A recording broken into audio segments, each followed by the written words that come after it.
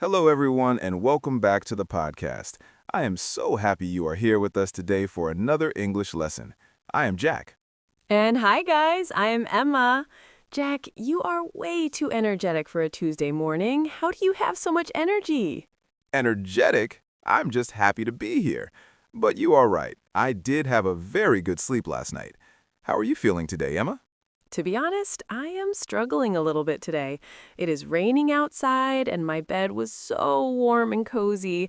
I really did not want to get up. I hit the snooze button on my alarm clock 5 times.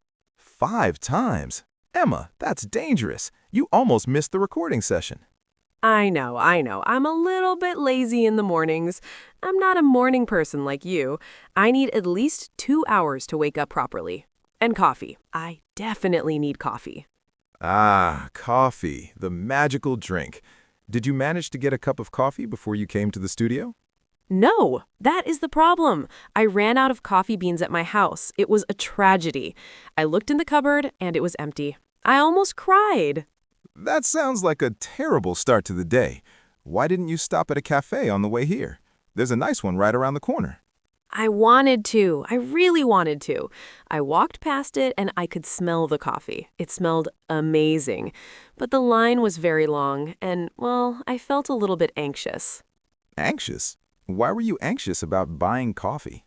I don't know. Sometimes coffee shops are stressful. There are so many people, the music is loud, and the menu? The menu is huge. There are so many options. I get nervous that I will say the wrong thing or hold up the line. I think I understand. You felt overwhelmed. Overwhelmed? Wait, that's a big word. What does that mean? Overwhelmed means you felt like there was too much happening at once. It was too much for you to handle comfortably. Too many choices, too much noise, too much pressure. Yes, exactly. I was overwhelmed. I was afraid the person making the coffee would ask me a question and I wouldn't understand. So I just kept walking. And now I'm tired and coffeeless. Well, Emma, I have some good news for you. And I have some good news for everyone listening who feels the same way. Are you going to buy me a coffee? Maybe later, but first, we're going to fix that anxiety. Today, we're going to talk about exactly that. Our topic today is sentences to use at a coffee shop. Oh, thank goodness. This is exactly what I need. And I think a lot of our listeners need this too. Coffee shops are everywhere, but they can be scary if English is not your first language. Exactly. Coffee culture is a huge part of life in many English-speaking countries. It's not just about the drink. People go there to work, to meet friends, or just to relax. If you can order comfortably in a coffee shop, you will feel much more confident in your daily life. That is true. I want to be that person who walks in, looks at the menu, and orders a double-shot vanilla latte with oat milk without shaking. You will be that person, Emma. By the end of this podcast, you will be. We're going to break it down. We'll look at how to order, how to answer the questions the barista asks, and even how to make special requests. What is a barista? Good question. A barista is the person who works in the coffee shop and makes the coffee. They're the ones behind the counter with the apron. Okay, the barista. I need to make friends with the barista. Yes, be nice to the barista. So, if you're listening right now, get comfortable. Maybe grab a tea or a glass of water since we're talking about drinks. By the end of this episode, you will have the perfect phrases to get your caffeine fix. Caffeine fix? That's the slang phrase. A fix is like a dose of something you really need. A caffeine fix just means getting your cup of coffee to feel better. I need my caffeine fix right now, but I'll wait. I'm ready to learn. Great. And remember, stick around until the very end of the episode. We have a special section called the Vocabulary Breakdown. Oh, I love that part. That's where we explain the hard words we use during the conversation, right?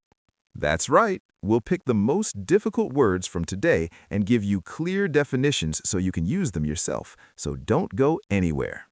Okay, Jack, I am ready. My brain is a little bit foggy, but I'm ready. Where do we start? Let's start with the basics, the moment you walk through the door. But before we do that, I want to ask you something, Emma. What is the atmosphere like in your favorite coffee shop? Not the one that scared you today, but your favorite one. Oh, my favorite one is very small. It's very cozy. It has big armchairs and soft lighting. It smells like cinnamon and roasted beans. It's very quiet. That sounds lovely. The ambiance sounds perfect for reading a book. Ambiance? Is that another hard word? Yes, sorry. Ambiance just means the feeling or mood of a place, the atmosphere. Ah, okay. The ambiance is very relaxing. That's why I like it. But the one I went to this morning had a crazy ambiance. It was loud and busy. And that's often the challenge. When it's loud and busy, you have to speak clearly. You can't whisper. I hate speaking loudly. I get shy. We'll work on that confidence. The most important thing is to know exactly what you want to say before you get to the counter. Preparation. I like that. I usually just stare at the menu with my mouth open. We want to avoid that. If you know the sentences, you won't panic. You'll feel prepared. And when you're prepared, you're calm. Okay, I want to be calm. So imagine I'm walking into the shop, I'm standing in line, I'm getting closer to the register, my heart is beating fast. What do I do? First, take a deep breath. The barista is just a person. They want to help you. They want to sell you coffee. They're not judging your grammar. Are you sure? Sometimes they look very cool and hip. I feel like a grandmother compared to them. I promise you they do not care. They just want to know if you want milk or sugar. But let's get into the specific phrases. Are you ready to dive in? I'm ready. Let's do this. All right, let's imagine the scene.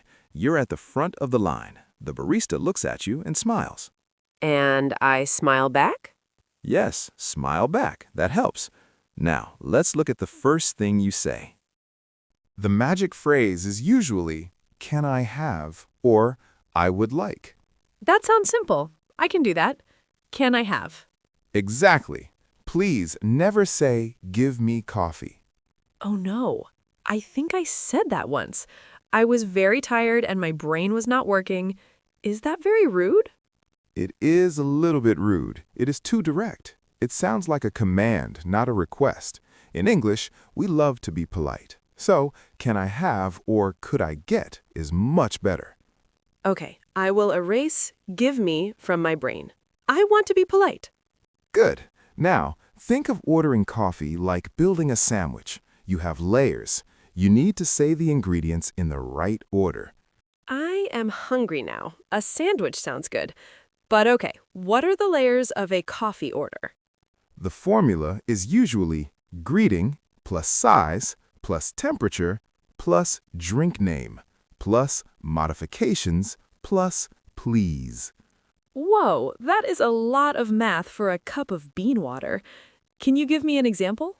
Sure. Hi, can I have a medium iced latte with oat milk, please? Okay, let me break that down. Greeting, hi, size, medium, temperature, iced, drink, latte. Exactly. If you follow that order, the barista will love you. It makes their job very easy. I want the barista to love me. But Jack, I have a problem with the sizes. What kind of problem? Well, some coffee shops use normal words, small, medium, large. But the big, famous coffee shop uses strange words, tall, grande, venti. Ah, yes, the Italian sizes. That can be very confusing. It is.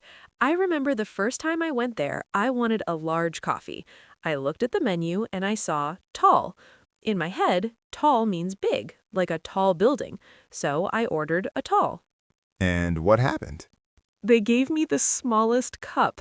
I was so sad. I drank it in 3 sips. I felt cheated.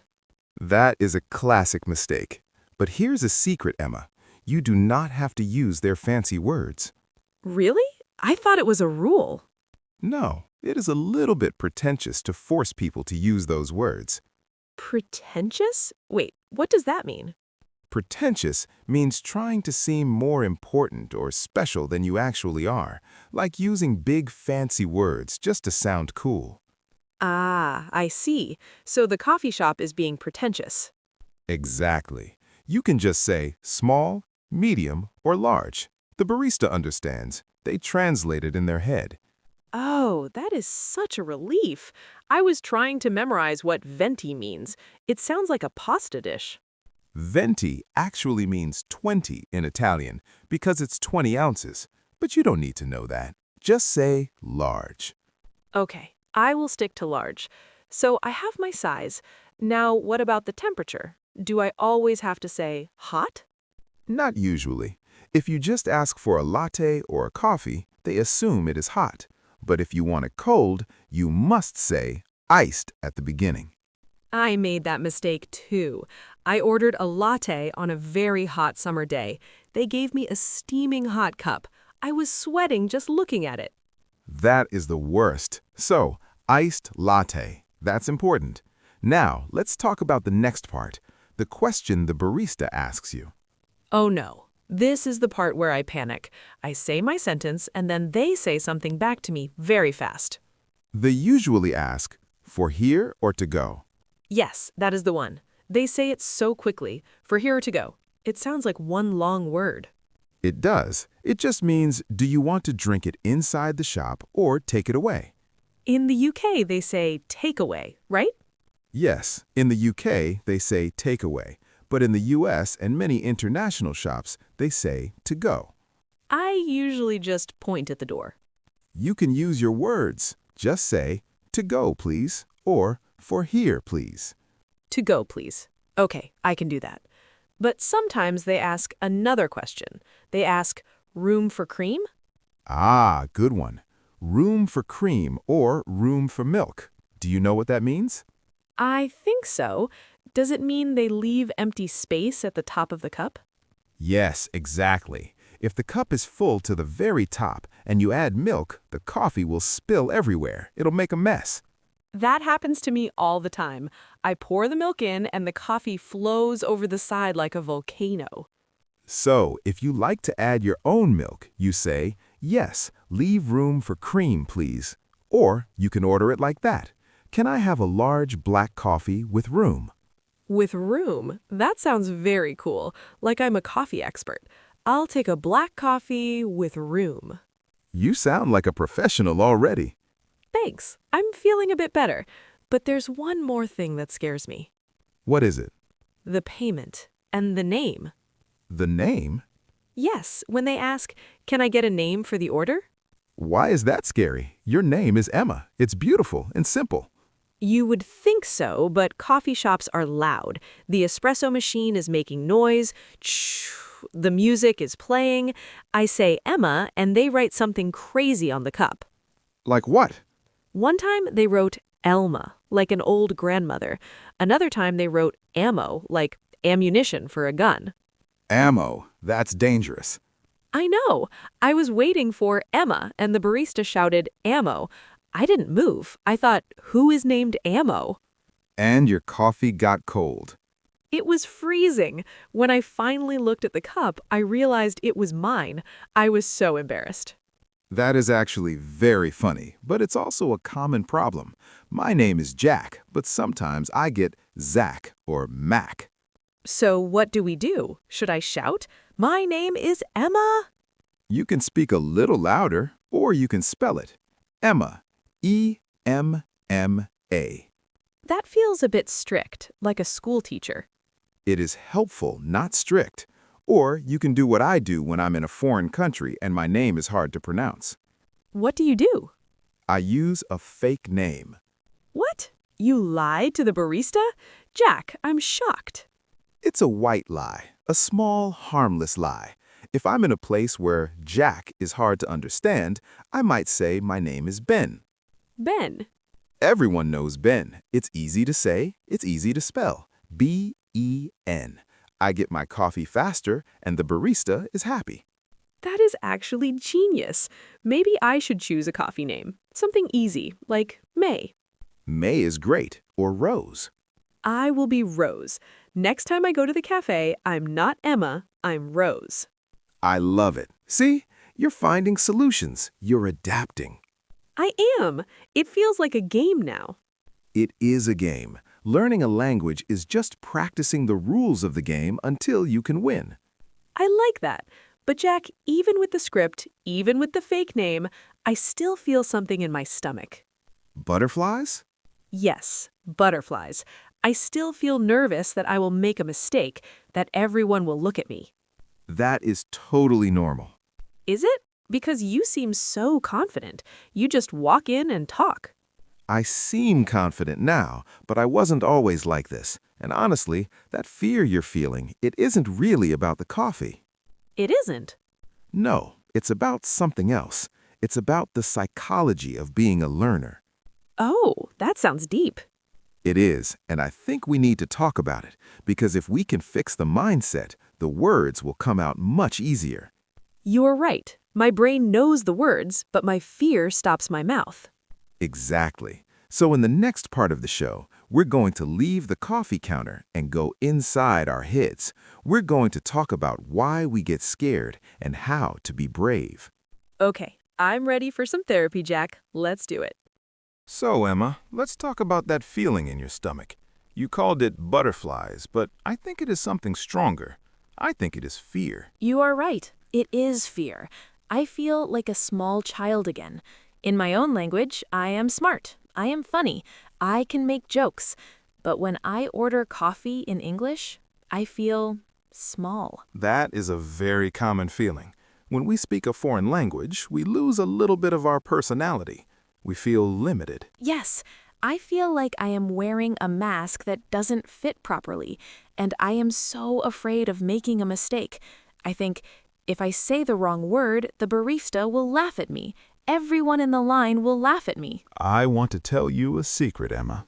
Nobody is looking at you. What do you mean? Of course they are looking at me. I am standing there, holding up the line, trying to say oat milk correctly. Actually, they are not looking at you. They are looking at their phones. They are thinking about their job, their boyfriend, or what they want to eat for lunch.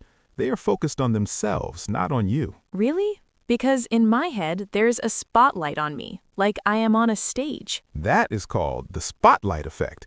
We think everyone is watching us, but usually nobody cares. And I mean that in a nice way.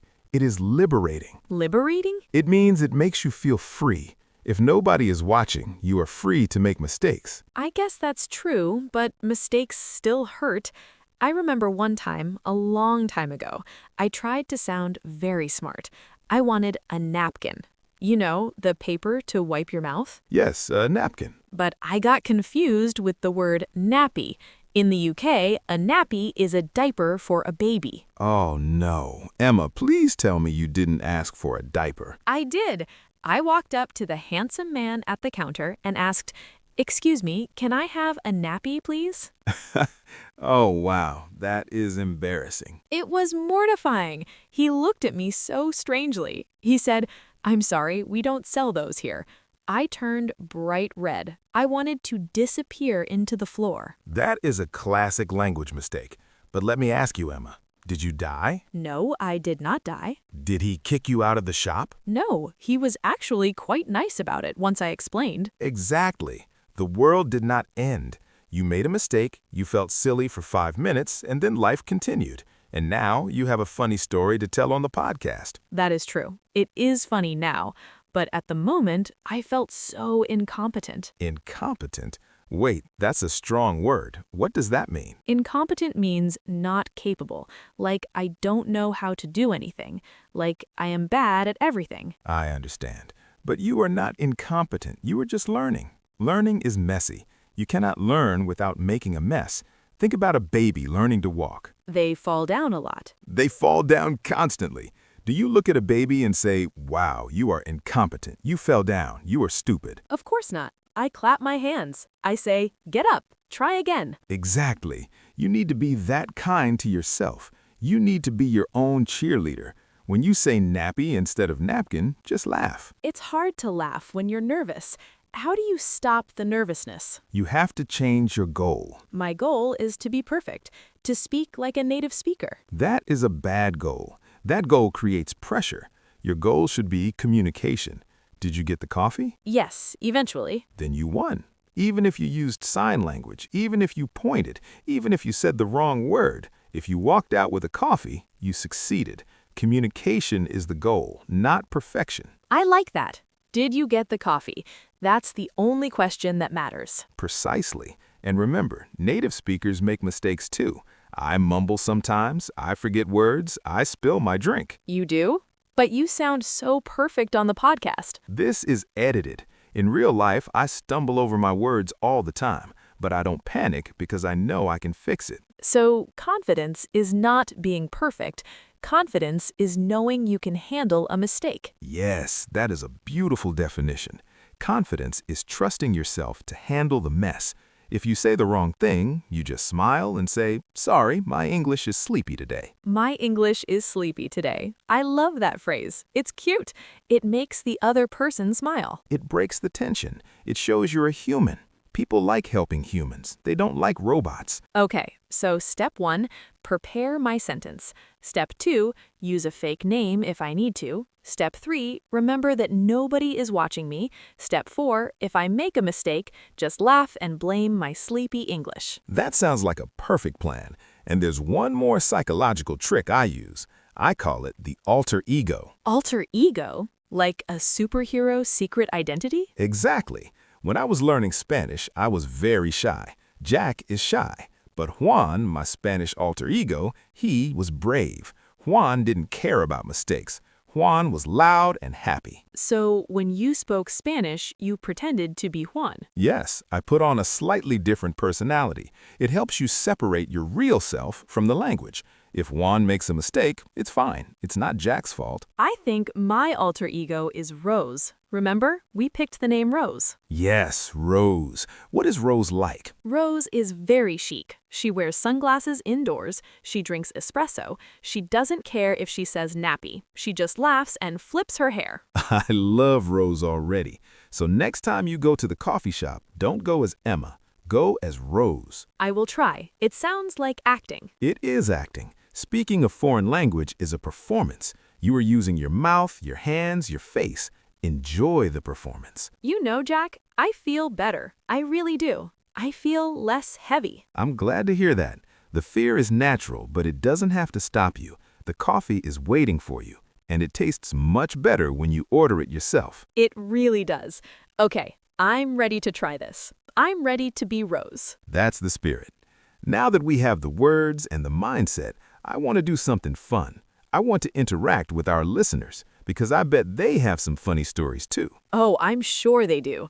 I hope their stories are better than my diaper story. Let's find out. Exactly. We want to hear from you guys. We know you're listening, maybe on the bus, maybe in your car, or maybe, hopefully, in a coffee shop right now. If you are listening in a coffee shop, you are very brave. I hope you are wearing your headphones. So, here's our question for the day. We want to know what kind of coffee shop personality you have. We have 3 options, A, B, or C. Ooh, a quiz. I love quizzes. What is option A? Option A is the pro. This person walks in, knows exactly what they want, speaks loudly, and maybe even chats with the barista about the weather. They are confident. They are Rose. I want to be option A, but I think I am not there yet. What is option B? Option B is the pointer. You know what you want, but you are too shy to say it, so you just smile and point at the menu board. You say that one and thank you. You avoid speaking as much as possible. I have definitely been option B, especially when I travel to a country where I don't know the language well. Pointing is a universal language. It is, and there's nothing wrong with being the pointer. It gets the job done. But finally, we have option C. What is option C? Option C is the panic orderer. This person gets to the front of the line, forgets everything, and just orders the first thing they see. Or, if the barista asks a question, they just say yes. Yes, that is me. Do you want whipped cream? Yes. Do you want an extra shot? Yes. Do you want to buy the whole shop? Yes. And then you end up with a $10 coffee that tastes like sugar and regret. Exactly. So, guys, let us know in the comments. Are you A, the pro, B, the pointer, or C, the panic orderer? Be honest. We read all the comments. And if you're option C, don't worry. We're here to help you become option A. Yes, tell us your stories. If you have a funny mistake story like my nappy disaster, please share it. It will make me feel much better. Okay, so before we let you go, let's do a quick recap. We talked about a lot today, and I want to make sure you remember the most important parts. Emma, can you summarize the ordering sandwich for us? I can. I took notes in my brain. So to sound natural, we use a specific order. First, the greeting, hi or good morning. Second, the size, small, medium, or large. Third, the temperature, iced or hot. Fourth, the drink name, latte, americano. Fifth, the modifications, oat milk, sugar-free. Perfect. And remember the magic phrase at the beginning? Can I have or I would like. Never say give me. Exactly. And what about when the barista asks you questions? We need to listen for here or to go, and we need to listen for room for cream. You got it. And if you get confused or if they speak too fast. I smile, I laugh, and I say, sorry, can you say that again? Or I blame my sleepy English. Brilliant. You see, Emma? You learned it. You're ready. I think I am. Hearing it all together makes it sound manageable. It's not a mountain, it's just a small hill. That's a great way to put it. It's just a small hill. And that brings me to my final thought for today. Is this the motivational speech? I love the motivational speech. It is. I want to talk to everyone listening right now. I know that learning English is hard. It's frustrating. Sometimes you feel like you're working very hard, but you're not moving forward. You feel stuck. I feel stuck all the time. I feel like I'm on a hamster wheel, running and running, but staying in the same place. It feels like that, but it's not true. Progress in language learning is invisible. It's like growing a tree. Like a tree. Yes. When you plant a seed, nothing happens for a long time. You water it, you give it sunshine, but you see nothing. The dirt looks the same. But underneath the ground, the roots are growing. They're getting strong. That's beautiful. So even when I don't see results, my English roots are growing? Exactly. Every time you listen to this podcast, you're watering the tree. Every time you try to order a coffee, even if you make a mistake, you are watering the tree. Even if I order a diaper? Especially if you order a diaper, because you learned from that mistake. You will never forget the word napkin now. That mistake made your roots stronger. That is true. I will never, ever forget that word. We want you to be patient with yourself. Do not compare yourself to others. Do not compare yourself to native speakers. Compare yourself to who you were yesterday. Yesterday, I was afraid to enter the coffee shop. Today, I have a script. That's progress. That's huge progress. It's a milestone. Milestone. Is that a rock? A milestone is a significant event or stage in your life, like a checkpoint in a video game. Getting your first coffee in English is a milestone. Understanding a joke in English is a milestone. I like that. I'm going to collect milestones. Please do. And remember, we are proud of you. Just by being here, just by listening, you are doing the work. You are amazing. Thank you, Jack. I actually feel a little bit emotional now. I think I need a tissue. Or a napkin. See? You used the right word. You are already improving. Yay! Okay, I feel pumped up. I feel motivated.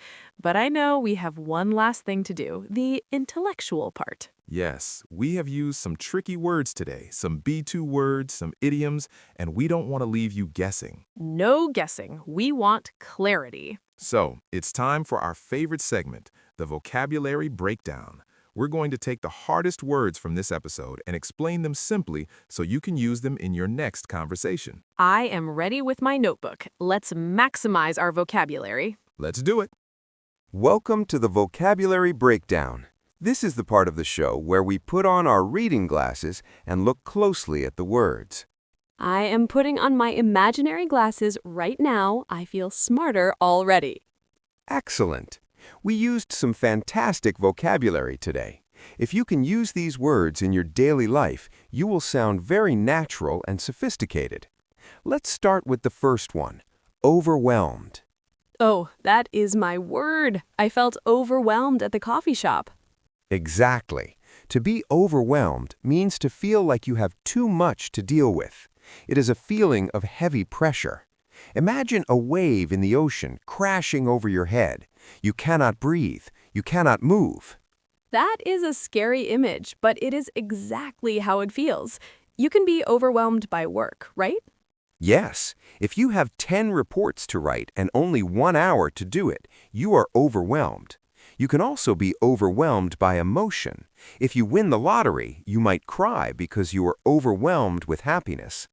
I would love to be overwhelmed with happiness. Usually, I'm just overwhelmed by my laundry pile. That is a perfect example. Okay, word number 2, ambiance.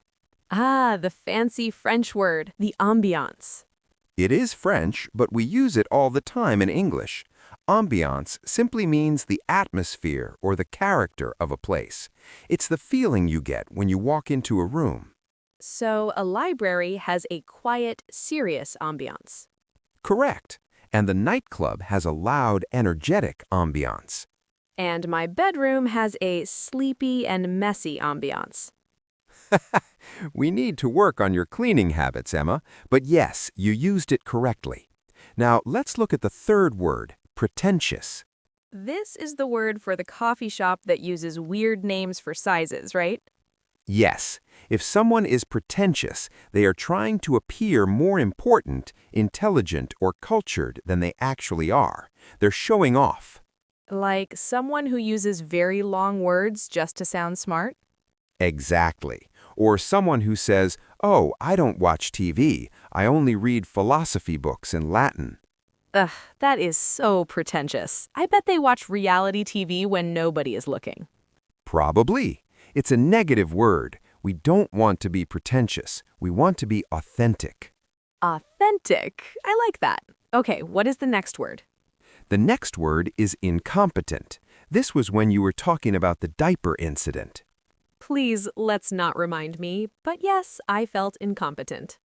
Incompetent is the opposite of competent. It means not having the ability or skill to do a job successfully. If a pilot doesn't know how to fly the plane, he is incompetent. That is a terrifying thought, but I understand.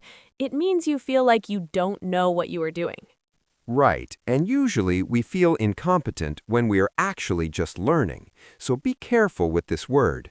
Don't use it to describe yourself unless you are being hard on yourself. Okay, I am not incompetent. I am a learner. Precisely. Next word, liberating. You said that realizing nobody is watching me is liberating. Yes, liberating comes from the word liberty, which means freedom. If something is liberating, it makes you feel free. It takes a weight off your shoulders. I have an example.